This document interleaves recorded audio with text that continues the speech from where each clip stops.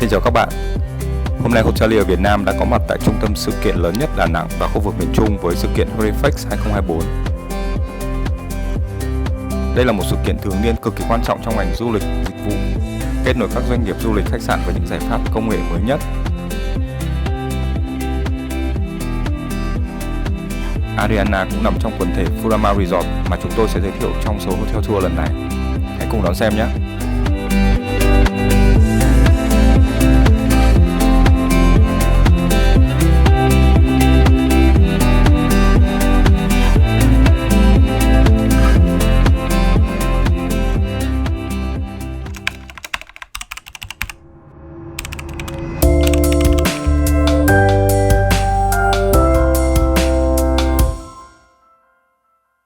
Hôm nay Hiệp và anh Khánh đang ở Furama Resort, một cái resort rất nổi tiếng có mặt từ năm 1997. Em nhớ có đúng số không? Đúng rồi, khai trương năm 1997. Anh Khánh biết năm 97 là em bao nhiêu tuổi không? Mình chip hôi nhỉ? Năm 97 mới học lớp 9. Nhưng ở nhà em ở cái resort này cũng một vài lần rồi, em đi công tác cũng ở đây. Và rất ngưỡng mộ. Đây mọi người có thể thấy phía trước ngay là hàng chum. Em phải nói đùa là hàng chum nổi tiếng bởi vì xuất hiện trên rất nhiều bức ảnh ở Đà Nẵng nhỉ? Hàng chum này giới thiệu với resort ở Đà Nẵng đều ở đây. Anh Khánh ở đây chắc quá quen thuộc rồi đúng không? Ngày xưa khi mình phụ trách của tập đoàn Accor về development ở Việt Nam, mình hay đi ông sếp của mình là ông Brian Dinson mà cũng đã được nhắc tới trong podcast. Là mình với ông luôn ở đây. Lúc đấy cả Đà Nẵng có duy nhất một khu resort này nổi tiếng nhất, xịn sò nhất, và xung quanh là bãi biển còn hoang sơ, đúng không?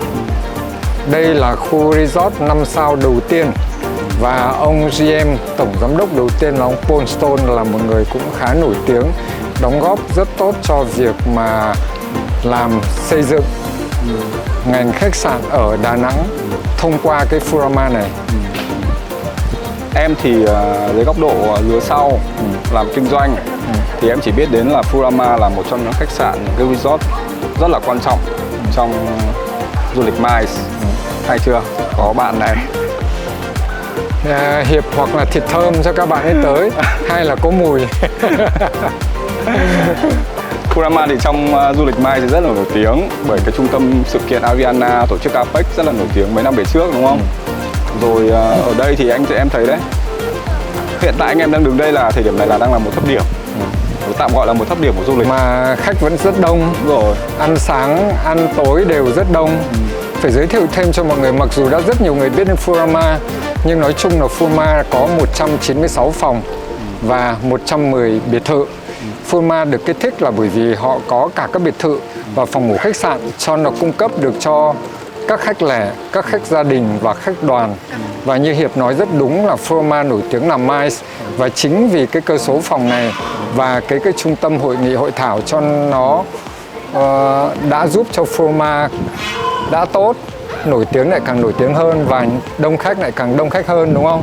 Cảm ơn anh Khánh trong tranh thủ đi công tác mà lại được quay hotel tour ở đây. Furama vẫn nổi tiếng là một cái culinary resort đúng không? Một cái resort ẩm thực. Tại sao lại như thế anh Khánh? Bởi vì Furama ẩm thực đây rất đa dạng. Ví dụ như bên tay trái của mình sẽ là cà phê Indochina. Indochine chứ? Cà phê Indochine. Bắt lỗi sếp một tí. Indochine à? Đọc mình không biết tiếng Anh tiếng Pháp bây giờ là điều dân tiếng Pháp làm một khách sạn nổi tiếng của người Pháp là quản lý mà lại bảo không biết tiếng Pháp. Nếu mà tiếng Pháp thì sẽ là Indochine, nhưng mà đây cà phê nhưng mà lại Indochine. Thôi, túm lại không tranh luận phi vụ này. Bây giờ mình đang nói về ẩm thực đúng không? Nhà hàng đấy sẽ phục vụ các đồ ăn của châu Á và đặc biệt là đồ ăn của Việt Nam. Nhưng sau đấy thì mình còn biết nữa rằng có một trong giai đoạn gần đây đồ ăn khá nổi tiếng ấy, đồ ăn Ấn Độ.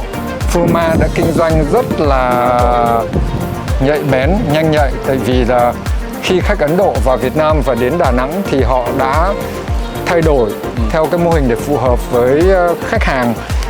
Ngoài các đồ của Ấn Độ này, đồ của Việt Nam thì còn có nhiều các đồ của các nước châu Á khác. Đồ Thái Lan, đồ Malaysia. Nhưng mình muốn nói một chút về cái nhà hàng này. Có một cái đồ ăn rất đặc biệt, đấy là một cái ăn đồ Việt Nam mà ăn trên cái mâm đồng. Nó rất là hay, theo một cái truyền thống của Việt Nam ngày xưa. Em ăn được tất cả những cái đồ mà bố mẹ ông bà mình nấu, mình ăn ở nhà mình ngày xưa quê cũng có cái mâm đúng không? Nhà nó xịn thì có mâm đồng, mà nhà không xịn thì sẽ mâm nhôm hoặc mâm gỗ hoặc mâm sứt một chút đúng không? Đấy là một. Nhưng mà em xin lỗi cắt lời là nhà em vẫn ăn nhà quê như thế, chỉ tôi không có cái mâm thôi. Nên là chuyến này đề nghị anh cho em ăn buffet hải sản nổi tiếng ở đây, chứ không có ăn đồ Việt Nam làm cái gì. Đúng rồi. Thế thì cái hay là bởi vì mọi người tổ chức các chương trình buffet hải sản hoặc các chương trình khác thì người ta đi kèm theo một cái gọi là team dinner, đúng không? Mọi người có thể vừa ăn vừa thưởng thức được các chương trình ca nhạc với các chương trình ví dụ là culture night, hoặc những mọi người có thể xem được biểu diễn các kiểu điệu múa của người Champa ngoài cái nhà hàng cà phê Indochine, nói cho nó chuẩn đã rồi. Xong đến một cái nhà hàng Ý kia, nhà hàng Ý kia đồ ăn đúng thuần túy là của Ý, các đồ nhập cũng là từ Ý mang về luôn, cho nên rất hay. Hay là trưa nay mình ăn nhà hàng Ý này luôn nhỉ? Mình có vấn đề gì đâu. Trồng cây hoa giấy ở ngoài rất là đẹp, trời bắt đầu mưa này. Đúng rồi.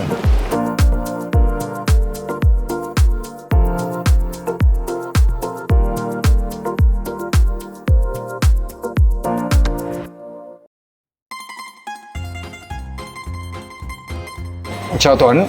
Dạ em chào anh. Hôm nay anh đưa bạn Hiệp đến để ăn món ăn của nhà hàng Don Cipriani này. Tại đây là một nhà hàng khá nổi tiếng, có đúng không Tuấn? Với cái khu nghỉ dưỡng ẩm thực Homa Resort, và đây là nhà hàng Ý, em tự hào làm đồ thuần Ý của Ý 100%. Vì cái chính là nguyên liệu chính được nhập khẩu 100% từ Ý và kết hợp với một số cái rau mà chúng ta Đà Lạt chúng ta trồng được, ví dụ như basil, roquette là hai cái đó chúng ta trồng được và kết hợp 100% toàn bộ nguyên liệu đến từ Ý. Bởi vì khi chúng ta nói về món ăn là chúng ta nói về nguyên liệu. Đúng rồi. Mà nguyên liệu đạt chuẩn mà ngon thì cái thắng đã tới trên 50% rồi. Chỉ cần đầu bếp tôn trọng và cách làm đúng thôi. Có những thực khách thì cần những cái rất là truyền thống.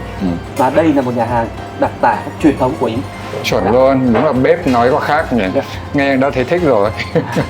Rất giàu năng lượng, nhiều thông tin. Nhưng mà không biết đồ ăn có ngon không thì tôi chưa biết nhá. Dạ. Thì bây giờ em xin mời anh thưởng thức. Hôm nay chúng ta sẽ ăn một món pizza rất truyền thống của Ý. Đó là margarita. Và cái thêm cái mà em muốn mang tới cho anh thêm một chút nữa là phần topping được kết hợp với good onion và prosciutto di Parma, là cái thịt heo muối truyền thống của Ý, muối trong vòng 1 năm. Và chúng ta bắt đầu đi từ cái quan trọng nhất của pizza, đó là cái đế. Còn cái topping á thì thực sự em nhiều khi em nói vui á là hãy ăn theo cách của bạn. Là topping tùy bạn chọn. Và chúng tôi đưa ra cái nền tảng quan trọng nhất và cái ngon nhất. Dạ. Thế Hiệp có biết rằng là đế của bánh pizza này có những kiểu như nào không? Chịu. Đế thì chịu. Bây giờ xin mời. Có hai loại đế pizza, một là pizza mỏng là chính là của người Ý luôn. Còn người Mỹ lại dùng là pizza đế dày. Đúng rồi. Đúng không bếp? Anh verify cho em cái này, em hơi khả nghi đấy. Chuẩn luôn đấy, 100% hay 99% đâu. Thực tế cái nguồn gốc của pizza nó rất là rộng.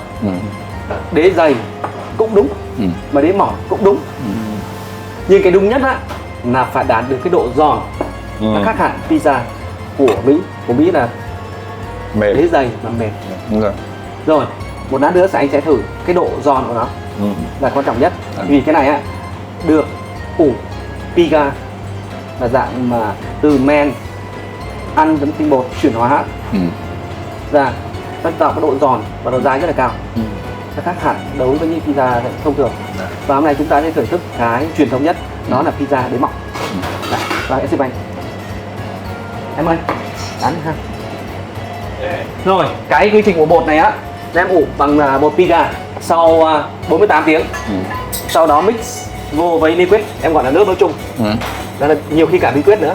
Nói chung là thành phần nước nói chung là trên 50%. Dạ. Thì với mỗi mùa này. Còn 50% bí kíp nữa xin phép khán giả là cho cắt lại. Cái bột pizza em đang xài là bột Caputo nhãn đỏ. Là một trong những cái bột ngon nhất được tất cả các đầu bếp thế giới trên dùng. Đó. Thì thành phần rất đơn giản, chỉ có bột pizza và chúng ta có sốt cà chua, Sốt cà chua thì mình nghĩ là làm rất phức tạp nhưng cực kỳ đơn giản. Nó chỉ là cà chua lột vỏ hầm mềm, cộng thêm với một chút muối, dầu ô liu, một chút đường là xong. Còn thành phần là basilico thì thành phần không thể thiếu được. Rồi, ok.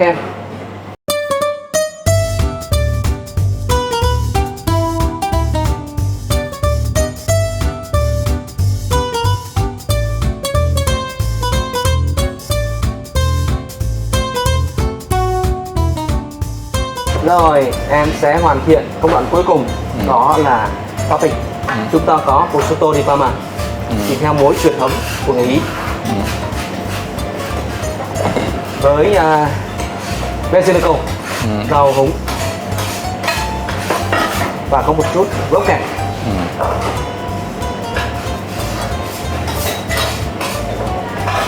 Rau húng em cho một cái thì ông Hiệp thì tham ăn, ăn hết của anh à? Thì vì cái này á đã có trong sốt cà chua rồi, rất là tuyệt vời luôn. Và thêm hương á thì có thêm một chút parmesan. À đúng rồi. Cái này Rất quan trọng đây. Rồi chúng ta có pesto. Cái này ăn kèm với prosciutto Parma cực kỳ ngon luôn. Và không thể thiếu đó là dầu ô liu nguyên chất. Thích cái ô liu này nhiều một chút. Ông Hiệp có gì mà không thích nhiều đâu. Một thì ít cũng được. Và chúng ta điển thêm một chút cà chua confit được nấu trong bơ và đá thơm. Dạ, em xin mời anh. Món pizza đặc biệt ngày hôm nay đã hoàn thành. Nhìn đẹp quá không muốn ăn. Dạ, em mời anh. Anh Khánh ăn trước đi, em chụp cái ảnh đã. Thế thì xin mời ông chụp đi, đang làm đều thì phải chụp nó đi chứ nhỉ? Đúng rồi. Mọi người cứ bảo là phải cúng Facebook à? Không, mình thích chụp từ xưa rồi, không phải chỉ vì Facebook. Chuyên chụp ảnh nhưng mà chuyên tìm hàng Anh. Đấy. Thôi được rồi, xin mời. Mình mạn phép cầm tay nhá. Đúng bài luôn anh. Ăn pizza của Ý, cầm tay ở giữa, bóp cặp vô là sẽ cầm được. Đúng rồi. Rất là ngon. Cái đĩa thì thực ra là chỉ làm hàng tí thôi chứ còn cầm tay hết đấy mà. Nhưng mà bạn Tuấn bạn bảo kẹp vô ăn, Hiệp có biết cái nào thì kẹp được, cái nào không kẹp được không? Không, cái đến chịu. Quá đơn giản, logic là vì nó mỏng thì mới kẹp được, còn mà dày nó sẽ không kẹp được. Em thoải mái chứ anh? Không, đế mà dày quá là khó nhờ. Kẹp thế này anh Khánh. Cầm thế này, kẹp vào thế này luôn. Khỏi cắt miếng. Nói đồ ăn đi. Em đã từng kẹp nguyên một cái kẹp đôi. Hả? Thế có hơi tham ăn tục uống không? Ăn được đấy Tuấn nhở? Em biết được nữa, tại sao không? Vì thứ nhất cái đế này của em đấy, ăn nó giòn nhưng nó lại không khô. Dạ. Thứ hai là cái vị nó dậy lên rất là thích. Nó không đậm quá, không nhạt quá, nó vừa phải. Bột này ngon nhỉ? Nó bột xịn có khác. Có một cái ưu điểm của cái này á, khi để nguội nó không bị cứng. Mà bên ngoài nó này nó vẫn giòn. Đó là sự khác biệt. Em thấy thứ nhất là cái cà chua. Cà chua con phi này của anh này rất là ngon luôn. Hai nữa là cái đế này khác hẳn. Mà cái thao tác mà làm xém có mùi khói khói này này, làm cho cái vị nó hoàn toàn khác luôn nhỉ. Nhưng mà đúng là ăn nóng được luôn ngay vừa ra lò là Ngon hơn. quá xuất sắc. Chưa bao giờ ăn như này. Khuyên mọi người ăn pizza là phải ăn nóng đúng không? Nhưng mà cũng phải cố gắng đến Don't Ship. Hay gọi ở đây mọi người hay gọi tắt là Don't Ship đúng không? Ăn cho đúng chuẩn xịn, chuẩn ý đúng không anh? Anh Khánh thấy hay là bảo Furama mở một cái ở gần Hà Nội, gần Eco Park nhà anh đi hả? Để qua được ăn cho nó dễ. Ăn đầu tư nhá. Thì chuyện nhỏ cho con thỏ. Hotel Việt Nam bây giờ nhiều người theo dõi rồi này, gần 140.000 view rồi đúng không? Thế Nào là sẽ có tiền lương thì đầu tư. Rồi, em xin mời anh. Món salad truyền thống caprese của Ý. Cái này ăn kèm với pizza số 1 luôn. Hóa ra cũng nhiều món ra phết nhỉ. Em đang định nhờ anh Tuấn giới thiệu món này nhưng mà chắc thôi nhỉ. Thôi là bởi vì mình có một chương trình làm podcast với anh này, ông này có nhiều cái để buôn lắm. Chuyến này là chúng tôi vào đây là podcast với anh Tuấn và một số người nữa. Nên là thôi, để dành thời lượng để cho podcast nhé. Bây giờ anh em mình ăn thôi còn làm việc khác. Hôm nay cũng biết kiềm chế đấy nhở. Cảm ơn mọi người rất nhiều. Dạ vâng, xin mời anh. Cảm ơn em.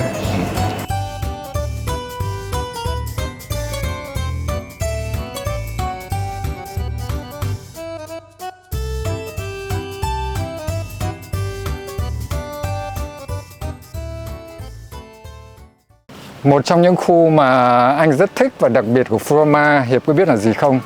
Đây chính là Froma, người ta gọi Resort in the Forest. Có nghĩa là khu resort ở trong rừng, tại rất nhiều cây cối, cây xanh. Hiệp nhìn thấy chưa? Những cây này còn những cây rất to, đúng không? Đố Hiệp mà trèo lên được những cây này mới gọi là Đây là giống như giỏi một chứ nhở? khu vườn nhiệt đới, rừng nhiệt đới thì nó hơi quá, nhưng là như một khu vườn nhiệt đới nhỉ. Rất nhiều loại cây, cây thiên điểu này, các loại cây họ giấy, họ khoai này.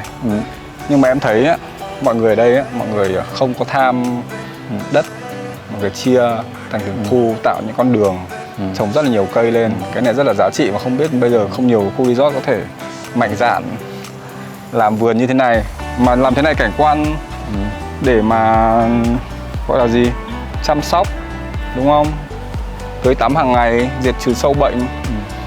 Nhưng thực ra cái thông minh của mọi người làm chính cái vườn cây này nữa không phải những cái đấy, mà họ biết trồng những cây mà nó dễ sống, dễ mọc, không cần phải chăm sóc quá nhiều. Thực ra tại vì những cây dừa này đâu có cần phải chăm sóc quá nhiều, đúng không? Nhưng nó có màu xanh rất là thích. Nhưng cái thích nữa là bên tay trái này, cái nhà này nó rất đặc biệt. Đây là cái nhà mà của người dân tộc Mường ở trên Hòa Bình. Người ta mang xuống đây. Cái ngôi nhà này nó đã có hơn 100 năm tuổi rồi. Nó đặc biệt nữa rằng là người của cái ngôi nhà này không phải một lúc người ta đã làm được ngôi nhà to như này đâu. Người ta phải tích cóp dần dần tất cả các nguyên vật liệu và họ sẽ làm cái nhà này nó to dần lên. Và đến bây giờ nó mới được to như thế này. Ở đây bán đồ gì hả anh Khánh? Đây bán đồ ăn Việt Nam, nhưng đặc biệt hơn đây là bán đồ ăn chay. Bán chay có cái hay là bởi vì mọi người dùng các nguyên vật liệu, các đồ mà trồng trọt. Và Froma có một cái farm rất nhỏ của khu resort này luôn. Họ từ trồng trọt, thu hoạch và mang vào đây để nấu nướng cho khách. Nhưng nếu một cái farm nhỏ này không đủ cung cấp cho khách, tại khách ở Froma rất là đông, mà người ta thích ăn cái đồ ăn chay này, thì Froma đã hợp tác. Thực ra chính xác là người ta đã hỗ trợ người dân tộc ở trên vùng Tây Giang của Quảng Nam, và chính xác là người dân tộc Cơ Tu, là họ đã hướng dẫn và phối hợp hỗ trợ các người dân tộc ở trên đấy để trồng trọt, chăn nuôi và dùng những cái đồ đấy để mang về đây để sử dụng và chế biến cho khách. Nhưng mà mình đi tiếp thì thấy cái bể bơi này, có thích không? Bể bơi này làm giống như một dòng suối ở trong khu rừng nhiệt đới. Hiện tại là khách hàng, các gia đình họ đang sử dụng bể bơi này khá là nhiều. Ngoài cái bể bơi chính ở trước cái sảnh lobby đi vào nhá, mà mình nói chuyện đấy, để cho khách ta bơi, nhưng các trẻ em thì mọi người thích cái bể bơi này hơn, tại vì nó không sâu. Thế là các gia đình hay tụ tập ở đây. Ngày xưa nhà anh ở đây là trẻ con cũng xuống đây bơi mà.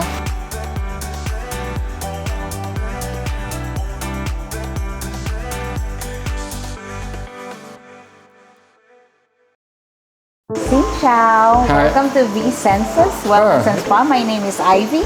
I am the Wellness Spa Director. Ivy, right? Yes, welcome. So I would like to introduce to you our V Senses Wellness and Spa. Actually, here is our logo. As you can see, V Senses Wellness and Spa is new at the Froma Resort. We just rebranded our spa. So it is called V Senses because V for Vietnam, V for the five senses, and V for life. Yeah, as you can see, the logo, it has five petals, so that represents the five senses. Okay. So the moment that you go into our spa, you can feel, you can smell, the touch, area. You can hear everything. Very as well. meaningful now. Yeah. And of course, I'm proudly to say that we won the Hot Granier Awards for 2023. It's a global award for us. And also, we nailed it this year as well. So it's a back-to-back awards already. Very from good. Hot Granier. Congratulations. Yeah, thank you for that.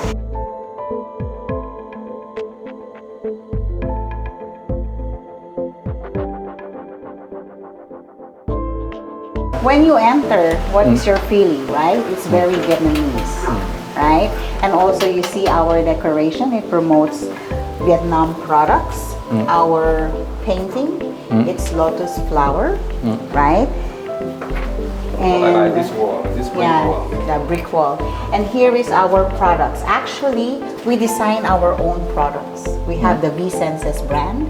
We have our massage oil, essential oil, body scrub, mud wrap, bath salt, and we have the foot balm. So we crafted these products. Okay. Cutter, can I have one? Sure, why not? This guy very funny, huh? Okay, so this is our way now to our foot massage area and also the hair salon. As you can see, we have the rooms here. The name is Sanskrit. Yeah, the name of the rooms, the name of the locker rooms are in Sanskrit. I see. Yeah, and also the spa operation hours is from 9 a.m. to 10 p.m. So we have total of 7 rooms with 8 beds. Yeah, and this is our foot massage room. You see the feeling of the room is also the feeling, the vibrance is like more on a relaxing side. Yeah, and you can see the paintings is all about the lotus flower. Yeah, because in our spa we only have the lotus and banana blossom flower. Yeah, that is the 2 kind of flower for our V-Senses brand. I see. And here we have foot massage chairs wherein we can recline it so the guests will feel comfortable. I need to do it now. Yes, you need to have it. Because this guy make me so tired today. Okay, and also aside from our foot massage area, we have the salon wherein we can wash the hair and we can also have haircuts Really? by appointment. By I see. appointment. About Yes, you can have your hair trimmed.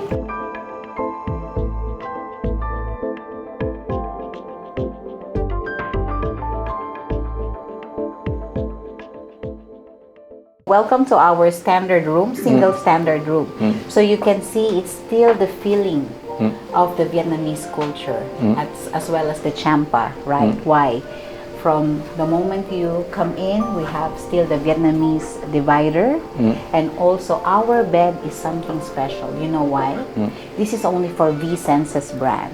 I asked the supplier not to have another copy of it I see. because it is specially designed with champa flower. Okay, as you can see the details. Yeah, and also connected with the cabinets. You see, we have complete here. Actually here, that is the towels, extra towels. Yeah, and this one is if the guests wish to go inside straight, they can come inside and then they have their bathrobe, their slippers, and then disposable underpants. Yeah, you can see every detail. And most of the guests now, they just want to be close to the nature while doing their massage. So lying down here and then feeling the nature, as you can see and hear. That's why I like this room very much. Yes, you can see the nature close to you. It adds up relaxation, right? But actually, especially the sound. I see. I like that one, but I prefer the VIP one. The VIP. Yeah, I will talk more about our VIP. And also, before we start your massage or your book treatment, we have the foot ritual here. okay. So we will wash your feet, scrub it, then to make you warm up to have the massage. And then we will ask you to lie down here, and of course we will play the singing bowl before your I see. treatment starts. Okay. And also you see this wooden tray. Most of our wooden tray is 100 years old. Really? Yes, and then we just paint it like that. Oh, be careful, otherwise he will steal that one. It's really ancient. To me, this one is VIP now. You can go.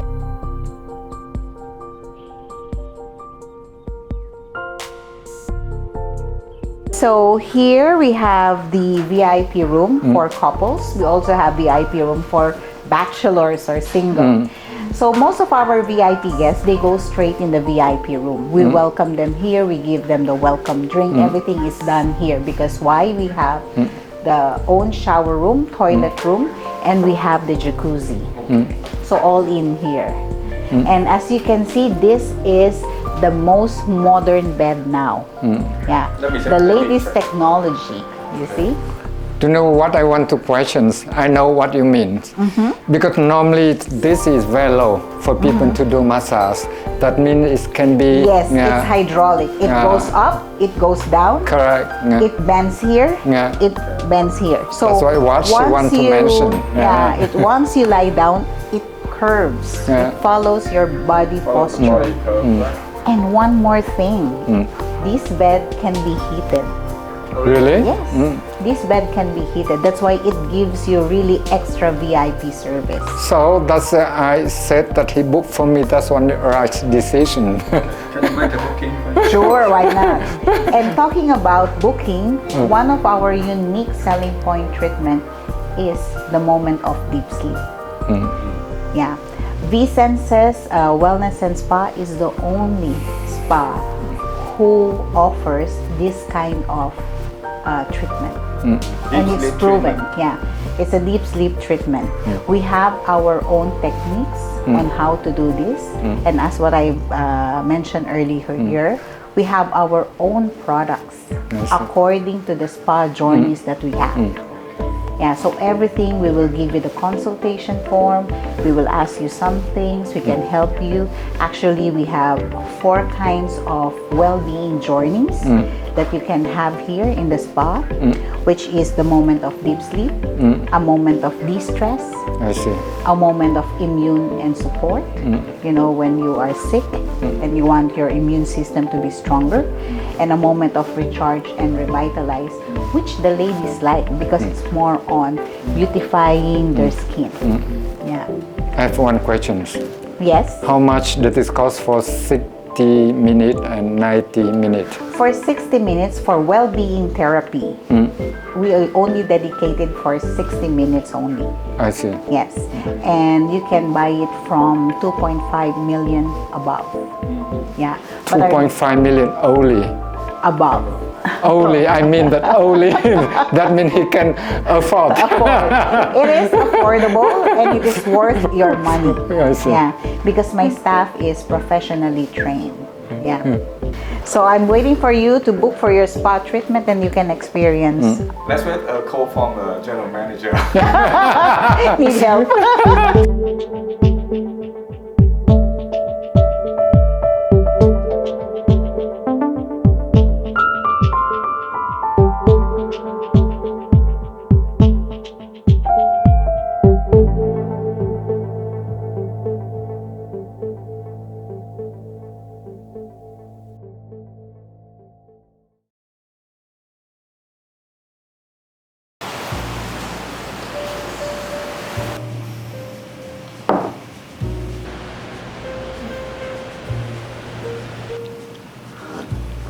Xin chào buổi sáng mọi người.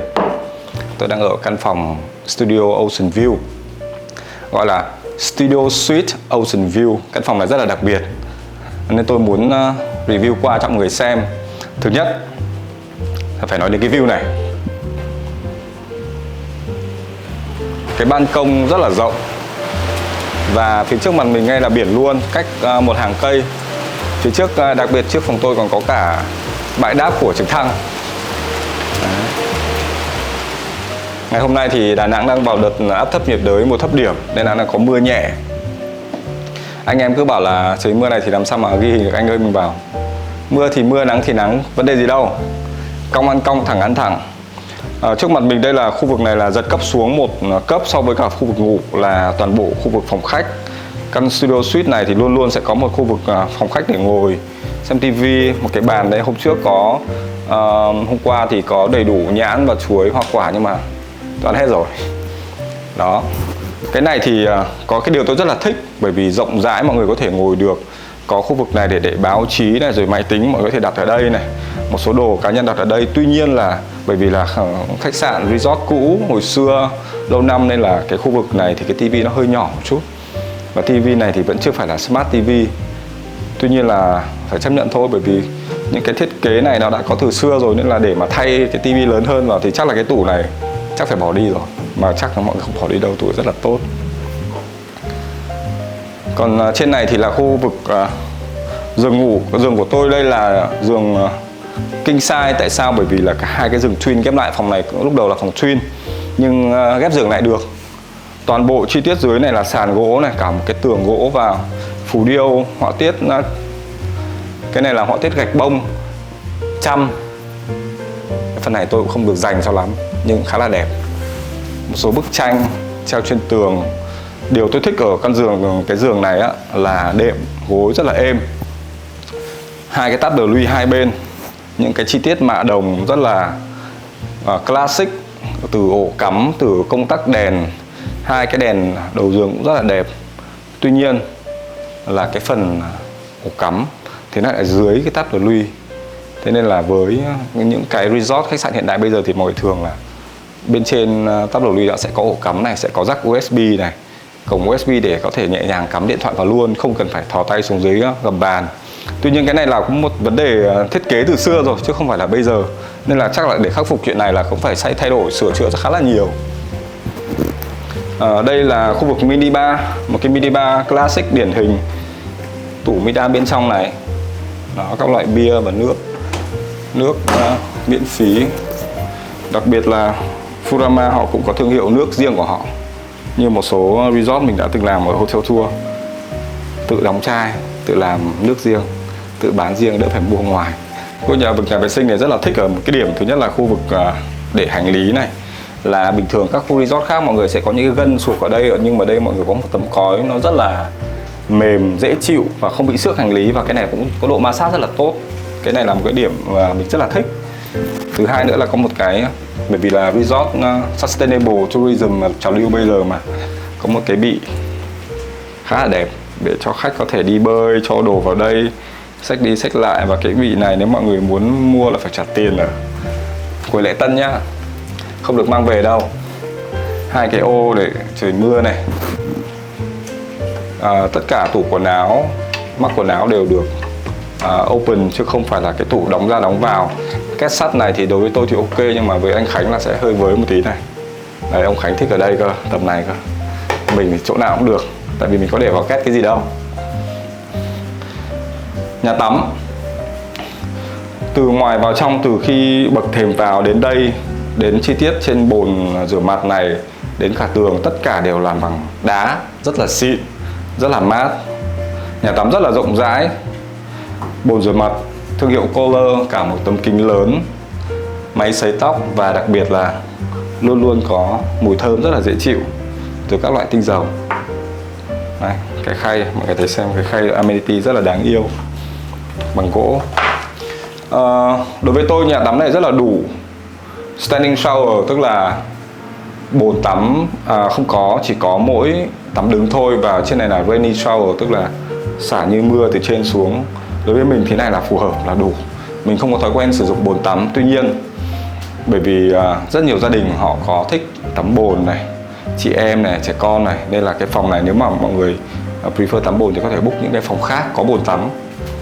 Đó, cái thiết kế này thì không thực sự là thông minh lắm ở cái bồn cầu để đối diện với cả phần tắm. Nhưng mà again, cũng giống như rất là nhiều khách sạn như là Metropole, rồi khách sạn Sheraton, như nhiều khách sạn là đây là thiết kế từ xưa rồi, nên là cái chuyện này không thể thay đổi được. Chứ bây giờ là hiện đại, những khách sạn như là Lotte hay là khách sạn mới bây giờ là mọi người tách riêng khu vực vệ sinh và khu vực tắm ra một bên. Thôi, bây giờ tôi phải lạc quần áo, chuẩn bị đi làm đây.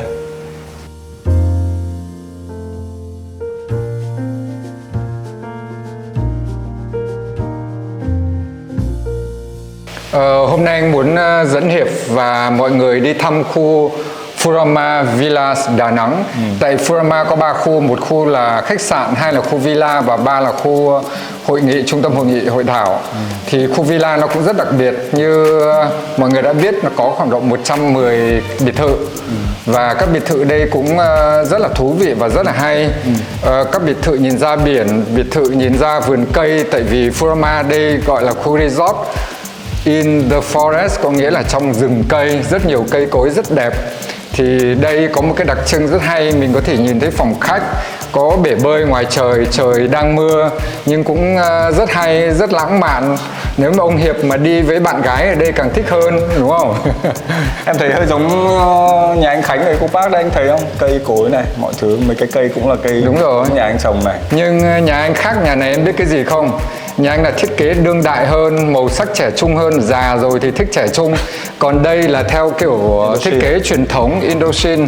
Nhưng mà Indochine đây chỉ là một số bàn ghế thôi, còn sàn với các cái kết cấu thì vẫn là kiểu hiện đại.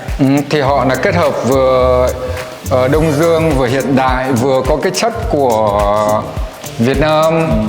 Khu này là khu bếp này, bếp và phòng ăn. Đúng rồi. Khá là rộng. Nhưng mà điều ấn tượng đầu tiên ấy, em vào đây á, là em thích cái đảo bếp này vô cùng. Mình thì không phải là người nấu cơm trong gia đình nhưng cũng hay mó máy.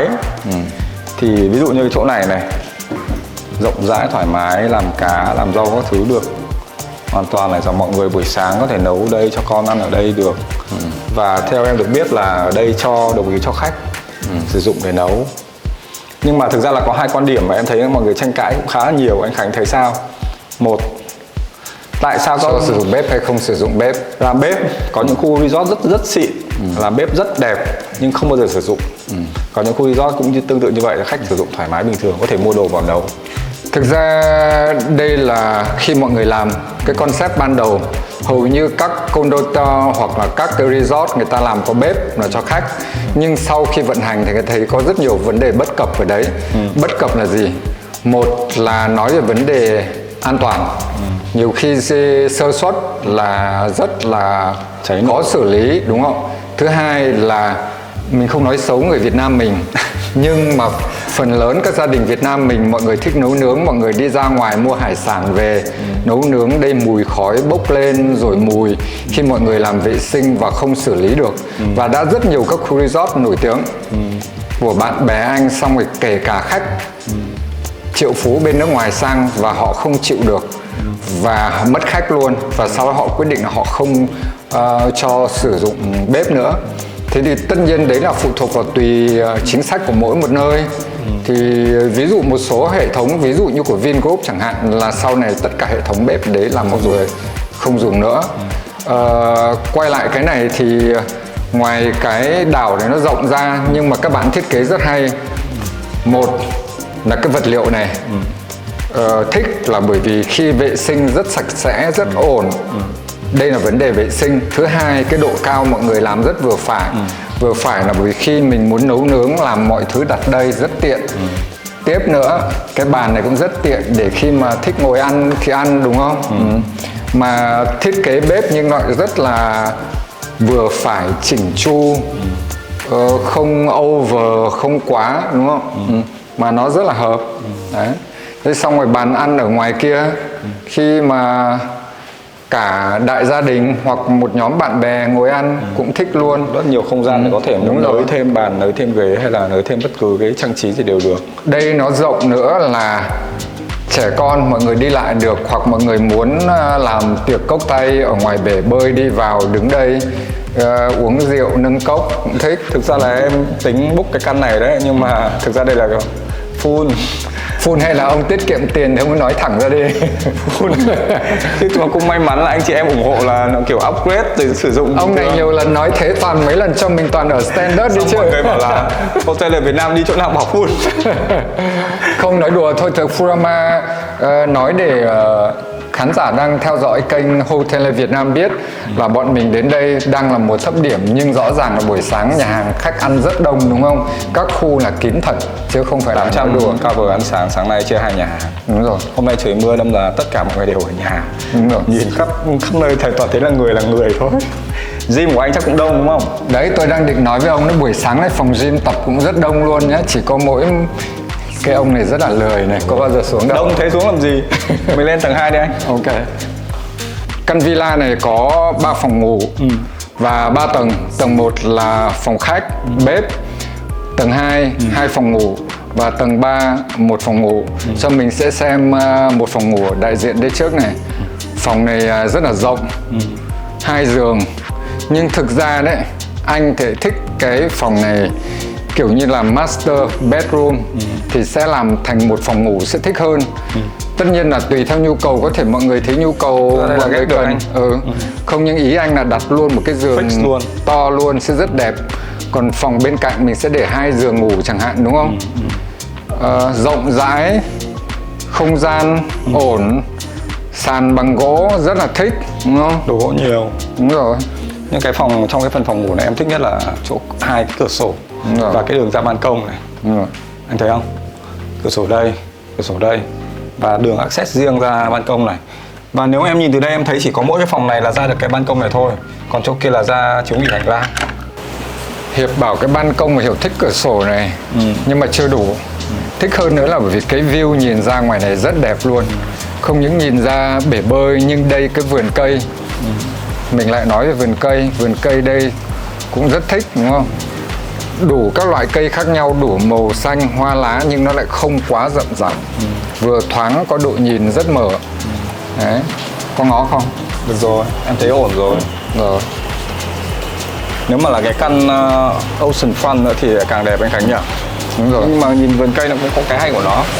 Nhìn xa ra một tí nữa, đấy là các sân cỏ kia, mà sân cỏ này nhìn lại còn giống, gọi là giống Tây cơ. Đấy. Giống bên nước ngoài. Em nghĩ đây do tỷ lệ mọi người đây làm tốt.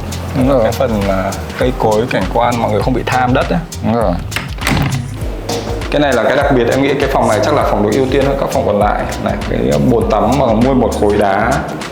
Tại vì nó là master bedroom. Thích không? Làm cái đá này xong cái vòi nước chảy xuống đây. Cũng hay đấy chứ nhỉ? Đấy. Em còn cũng chia sẻ khán giả trong khá nhiều chương trình là em không phải là người fan của bồn tắm. Vì là kiểu mình thích cái shower nó vừa nhanh, nó vừa tiện thôi. Nhưng mà chị em rồi đặc biệt trẻ con thì cái bồn tắm to thế này thì rất là khoái này. Con em mà này 2 đứa nhảy vào cũng ok. Đúng rồi. Thêm một cái nữa là thực ra ông này rất lời, không phải là thứ nhất là người ta muốn dùng bồn tắm có thời gian người ta thư giãn. Ông này nhiều khi ông khéo đến mấy hôm mình chưa tắm nữa chứ. Yên tâm ngày 2 lần sáng và tối. Nhưng em có thích nữa không đây này? Cái tường ốp đá này, đá marble này, rất thích. Từ đất màu lên sắc tường này. luôn. Màu sắc hợp, thích là không gian ở đây cũng rất rộng, đúng không? Nhưng có một điều mình không thích, mình đã nói là mình đứng đây mình tắm nó sẽ bắn hết ra, đúng không? Mặc dù là ở trong resort thì nhân viên nhà buồng họ sẽ dọn, họ sẽ lau hàng ngày. Tuy nhiên là đây là cái cảm giác, nhất là những người mà hơi OCD OCD như ông Khánh thì hơi bắn giọt nước ra mình cũng soi, ông cũng quên. Không, nhưng bể tắm mạnh nó bắn hết ra đây. Em easy. Xong rồi ướt xong chân mình lại bước ra, đúng không? Mời thầy bỏ cái khăn để thả xuống đây để Thả nó vẫn bị bắn. Túm lại rằng là cái này tất cả các nhà đầu tư, nhà thiết kế sẽ phải lưu ý những cái phi vụ này. Mình nghĩ thực ra là nên như thế. Thứ hai là tiết kiệm được công cho nhân viên làm vệ sinh. Thứ hai, đồ đạc nó đỡ hỏng. Tại vì khi nước nó ngấm mình thả cái khăn xuống đây, đúng không?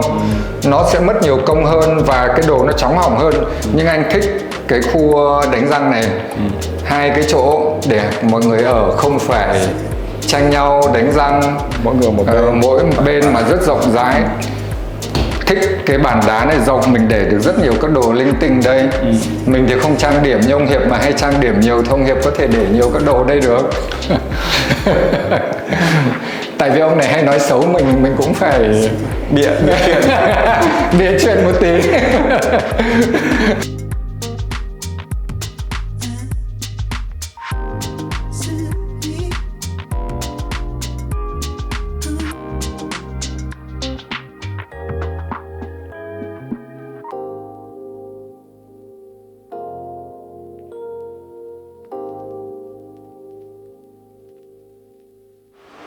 Anh bảo với Hiệp rằng là cái khu resort nó rất đặc biệt. Nó là culinary resort, có nghĩa là resort mà đặc biệt về các ẩm thực đa dạng phong phú của Froma này. Và cái nhà hàng đúng là tâm hồn ăn uống. Nhà hàng cà phê Indochine này nó cũng rất đặc biệt. Đặc biệt đầu tiên đây là cái nhà hàng mà bán đồ ăn buffet buổi sáng cho khách này, bán ăn trưa và ăn tối. Ăn trưa có thể ăn à la carte hoặc set menu. Ăn tối thì các buổi tối đây người ta đều có một cái buffet rất đặc biệt, đấy là seafood buffet và steak là các món thịt bò. Và mình vào trong này mình sẽ biết nó đặc biệt như thế nào.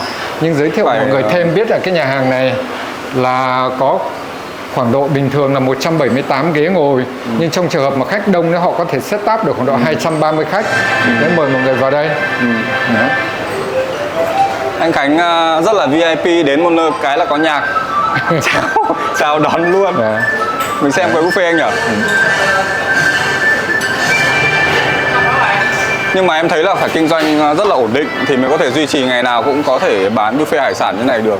Đúng rồi. Đúng không? Bởi vì ở Đà Nẵng không phải thiếu là những nơi bán buffet hải sản hàng ngày. Đúng và thậm chí cuối tuần là bán rất là nhiều cái đặc biệt. Hiệp nhìn thấy nhà hàng đông khách mà nhờ. Đấy, góc này gọi là salad cooking, có nghĩa rằng là mọi người làm các món salad khác nhau tại chỗ để cho khách người ta có thể chọn được thích ăn gì, bảo các bạn sẽ làm theo cái đấy và nhìn được mọi người làm luôn. Có sẵn thì có 5 loại salad này, em thấy có vẹn xanh bày sẵn ở đây này. Đúng rồi. Các cái súp mọi người cho thành cái cốc nhỏ này. Đây là súp nha. Ok. Quầy này em cũng ăn ít thôi. Nhưng mà ngửi thấy mọi người nướng đồ lên thơm không? Rất thích, rất quyến rũ luôn. Nhìn thấy món này chưa? Tôm hùm đang được nướng. Đúng rồi. Ở đây là mọi người nướng sẵn một số đồ nhưng mà khách chắc chắn là sẽ phải có cái chỗ để cho họ pick đồ chứ nó không anh, chứ không thể push khách là ăn 5 sao mà. Ăn là theo nhu cầu chứ không phải là có cái gì trên đĩa là ăn cái đó. Nhưng ở đây có một cái hạn chế, gọi là hạn chế thôi, nhưng thực ra đây đặc biệt của cái siêu buffet này là món tôm hùm mỗi người được nửa con. Anh nghĩ vấn đề thuộc về giá thôi, có người mua nhiều thì được cả con. Nếu như bạn Hiệp cứ trả tiền đây cho mình thì hôm nay mình sẽ ăn cả con. Có sò điệp này, có tôm hùm này, có mực này và mấy loại cá liền, khá là hấp dẫn. Rất là thơm rồi nhưng vẫn phải nghe anh Khánh giới thiệu. Đây cũng có nhiều các loại đồ nướng, nhưng mình không muốn giới thiệu với mọi người cái đồ nướng này nhiều lắm. Tại đây có một cái đặc biệt hơn, mọi người có thể nhìn thấy là tại sao khách người ta đứng xếp hàng ở cái góc này là bởi vì cái món steak, tức món thịt bò nướng trên chảo gang của Nhật. Và thịt bò này là các thịt bò nhập từ bên Úc, và thịt bò cả có thịt bò nội và thịt bò ngoại. Đấy, cho Hiệp ra đây nhìn đây này mọi người, để tôm hùm ở đây. Có cá này là cá gì ta, hôm đi ăn bún nhỉ? Giống cá chim. Ghi đây này. Ở đây cá mình chim không đeo này, kính, mình không đọc cá được. bớp, cá phèn, cá gáy, 5 loại cá. Rồi. 5 loại cá rồi, tôm hùm để đây đây luôn. mới là xịn sò. Bạch tuộc kia đúng không? Rồi Sò điệp. Mấy loại ốc là lạ, ốc này không biết. đúng rồi. Tôm hùm với cả tôm sú. Nhà hàng này thì là bán buffet, đặc biệt đấy là seafood và steak. Ngoài ra thì họ có các đồ Âu và đồ Á khác nhau. Những đồ Âu, đồ Á thực ra thì mình cũng Thịt nó quay, cũng thịt xem. vịt, xà xíu Đúng các rồi. thứ đúng không? Đúng rồi, kể cả thịt gà các thứ đây, gà hấp, gà luộc đây cũng có Bây hết. giờ trước khi tấn công cái quầy thịt bò Úc với cả thấy tôm hùm kia, anh Khánh để cho khán giả và em biết là cái cách ăn buffet, đặc biệt những buffet mà nó rất là nhiều đồ có giá trị thế này thì ăn sao cho nó vừa ngon, vừa no, vừa lịch sự. Với mình thì buffet này rất nhiều đồ để lựa chọn, nhưng mà mình sẽ không ăn hết, cho mình chọn lọc một số thứ. Đầu tiên mình ăn salad. Bình thường mình ăn salad nhiều, nhưng ăn riêng cái buffet này mình sẽ không ăn nhiều salad, ăn một chút, tại phải cần có rau, củ quả, nhưng không ăn nhiều bởi vì mình còn để bụng ăn những cái khác. Và sau đấy thì mình sẽ ăn các đồ hải sản. Đây hải sản đây rất ngon, nhưng hải sản nó có nhiều loại. Thường thì hải sản đã nhiều cholesterol, và đặc biệt là những con nào mà càng nhiều chân thì cholesterol lại càng lớn, thì mình sẽ lại bỏ ít. Cái này là lần đầu tiên nghe thấy. Các bạn Thế là con rết là nhiều chân nhất, là nhiều cholesterol nhất. Nhưng riêng đợt này thì cái con lobster, tức là con tôm hùm thì mình không bỏ qua, tại nó rất là chất và rất ngon. Treat Và- day, người ta gọi là treat day đúng Đúng không? rồi, thỉnh thoảng mình cũng phải nuông chiều bản thân một chút, đúng không? Tiếp nữa là cái món mà steak thịt bò nướng trên chảo gang này, đặc biệt thì mình cũng ăn, mình không bỏ qua. Còn lại mình quên tất cả những khác đi. Mặc dù có rất nhiều những cái đồ khác nữa, đồ Âu, đồ Á, đồ Việt Nam, nhưng để dành cho ông Hiệp mình ăn như thế là đủ. Bình thường thì em vẫn ăn theo sở thích, nhưng cũng đúng là ăn hải sản trước, ăn thịt sau. Rau các thứ thì mang tính chất là điểm xuyên. Thôi, nói nhiều mà đứng người mùi thơm mấy ông Cũng Hàn thèm Quốc ăn rồi đúng không? xếp hàng kia rồi, đi ăn thôi. Gặp lại mọi người sau nhé.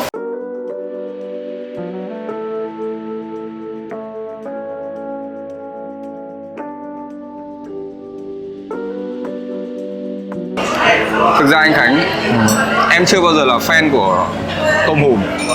Ở nhà em mọi người rất thích tôm hùm, nhưng mà đối với em tôm thì ăn cũng được, không ăn cũng được. Em thích cua hơn. Nhưng mà thịt bò thì mình là fan.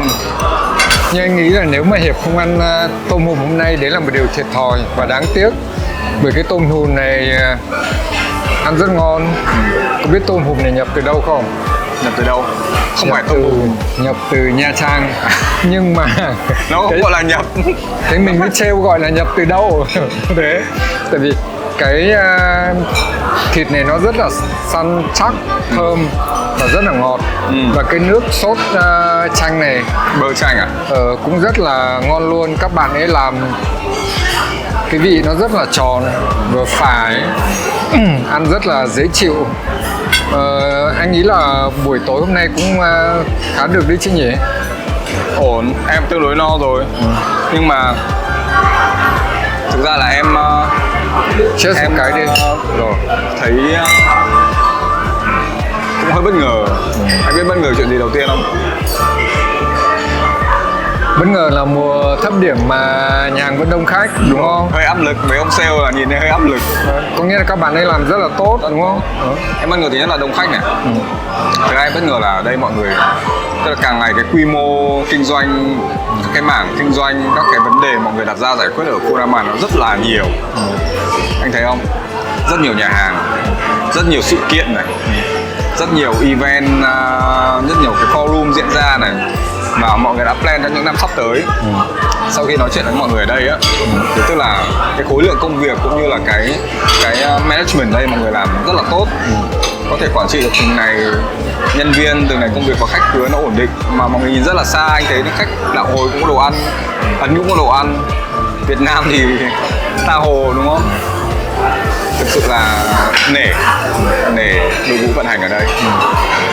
Còn về ẩm thực, về mọi thứ thì đúng như anh nói là một cái resort chuyên về F&B, mọi thứ đều rất là tròn trịa, đầy đủ và tới. Và cái em thấy thực sự là thích ở đây. Anh thì thích cái Furama này từ ngày xưa. Khi bắt đầu có nó mình đã ở đây. Đầu tiên là cái vị trí này cũng rất thích.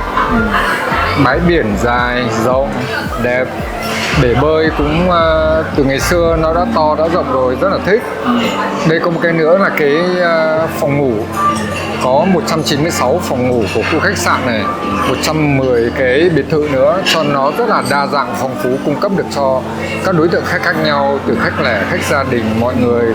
Rồi thiết kế rất là ok, đúng không? Kiểu Đông Dương nhưng vẫn có cái phong cách của Việt Nam mình, của làng quê mình. Rồi ẩm thực đấy nó rất phong phú. Ngoài cái nhà hàng mà bán đồ ăn Việt, đồ ăn Á này ra, rồi bán buffet seafood steak, thì có nhà hàng đồ ăn Ý cũng rất là ngon này, các đồ đều nhập khẩu bên Ý về này, rồi nhà hàng ăn chay cũng thích, đúng không? Thế rồi bể bơi cũng thích luôn. Thế anh thấy spa cũng lại thích. Nhưng em thấy đúng như anh nói là về mặt dịch vụ, về mặt quản lý, về mặt F&B thì rất là tốt. Nhưng mà có em một cái điều em thấy nghĩ là ở đây mọi người có thể chắc trong tương lai phải có thay đổi một tí. Đấy là cái số mà 196 phòng từ bao nhiêu đời nay, từ năm 97 đến bây giờ, đúng không? Tất nhiên mọi người renovate rất là nhiều lần. Thế nhưng có những cái là không thể renovate được, có những cái là mọi người chưa làm. Ví dụ như là em thích cái tivi nó bự hơn này, đúng không? TV Smart TV có thể xem Netflix, đang cày dở bộ phim kinh dị Hàn Quốc. có thể xem tiếp được, xem bóng đá rồi có những cái nhỏ nhưng mà nó khá là cũ, ví dụ như là những cái chốt, những cái then cửa, đúng không? Hay là đơn thuần như là phòng tắm thì rất là rộng, phòng anh cũng hướng biển nhưng mà không có bồn tắm. Ví như em thì thích shower bình thường, nhưng mà như cái heo nhà em thì nó lại thích tắm bồn. Đó, thì đấy là cũng, em nghĩ là cũng một cái có thể mọi người. Thực ra không phải là như vậy đâu. Đấy là tại vì em ở phòng bình thường, tiết kiệm tiền. Nếu em ở phòng suite thì sẽ có bồn tắm, đúng không? Nhưng cái mà tắm ở đây thì anh thấy quả thực mình hơi không thích lắm là vì tắm nó bắn ra ngoài. Nếu như một người mà có cái cửa kính hoặc có cái gì nó chặt lại Cái rèm, thì một cửa kính. rèm thì nó sẽ đỡ hơn, đúng không? Nhưng cái điểm đây có một điểm signature, thì có biết là cái gì đây Là không? gì anh Khánh? Đấy là con người nhân viên đây, các bạn rất dễ thương, rất là thích. Từ bạn Toàn của marketing, bạn ấy thích care mọi người rất là ok, cấp rất nhiệt tình. Nhưng đặc biệt đấy là bạn Tuấn, bếp trưởng của khu resort này, rất năng động, rất sáng tạo, đồ ăn làm rất ngon. Rồi anh Andre, rồi anh Andre là tổng giám đốc này, cũng rất là Trẻ trung, đầy năng lượng, sắc nhiệt sảo, huyết, nhìn đúng mắt rồi, đánh nhiều mắt kiến sắc đẹp. thức. Đấy, với anh là anh happy với khu resort này. Em sẽ còn quay lại đây ở nhiều, vì đây cái gì cũng có. Và Cheers thôi. cho Froma.